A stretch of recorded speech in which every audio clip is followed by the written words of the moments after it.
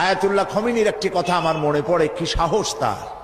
যখন আমেরিকা তাকে বলেছিল যে আমার দূতাবাস থেকে যে 56 জনকে গ্রেফতার করা হয়েছে আমেরিকান, এদেরকে ছেড়ে দাও, তা না হলে তোমার খাদ্য রসদ আমেরিকা থেকে যত সাহায্য যায় সব বন্ধ করে দেওয়া হবে।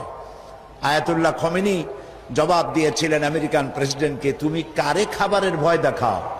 যেই জাতির বছরে 1 মাস না খাইয়া থাকা ফরজ, সেই জাতি তোমার খাবারের অপেক্ষা করবে। তোমার মতো কাফেরদের খাবারের কোনো পরোয়া আমরা করি না।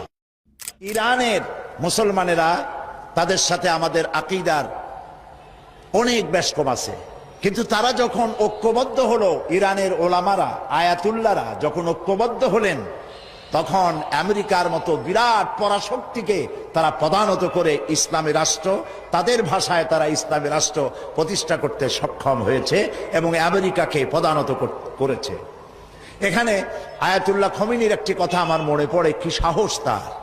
ইমান আকীদা যাই থাকুক, আকীদার প্রশ্নে আমরা আপোষ করব না, কিন্তু এই কথাটা তো বলতেই পারি।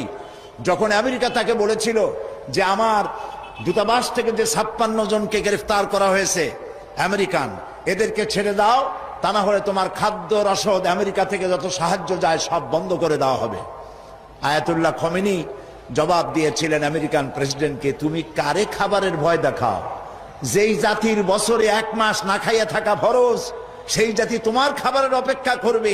তোমার মতো কাফেরদের খাবারের কোনো পরোয়া আমরা করি না। মুসলমানেরা যখন ঐক্যবদ্ধ হয়েছিলেন, আল্লাহ তাদেরকে বিজয় দান করেছিলেন। সেখানে ঐক্যবদ্ধ হওয়ার জন্য আসুন তাওহীদের উপর ঐক্যবদ্ধ হই, খাতমে নবুয়তের আকীদার উপর ঐক্যবদ্ধ হই, শিরক এবং বেদাতের বিরুদ্ধে কথা বলি, একই সুরে বলি, একসাথে বলি, জীবনকে বাজি রেখে বলি। আল্লাহ তাআলা এই তৌফিক আমাদেরকে দান করুন। হাদা মা ইনদি ওয়াল ইলমু ইনদাল্লাহ আলাইহি তাওয়াক্কালতু ইলাইহি উনীব। ওয়াসসালামু আলাইকুম ওয়া রাহমাতুল্লাহি তাআলা ওয়া বারাকাতুহু।